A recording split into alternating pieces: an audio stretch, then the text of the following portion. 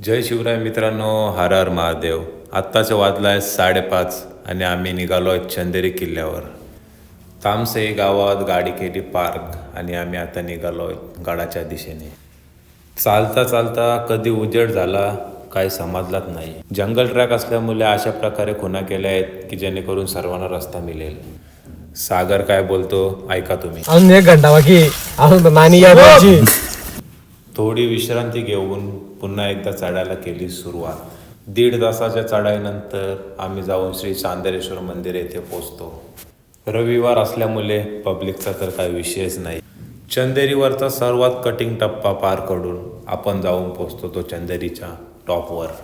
आज चंदेरी किल्ल्यावर येण्यामागचं मुख्य कारण म्हणजे छत्रपती शिवाजी महाराजांची मूर्ती. पंचधातूंनी बनलेली महाराजांची अतिशय सुंदर मूर्ती तुम्ही बघू शकता.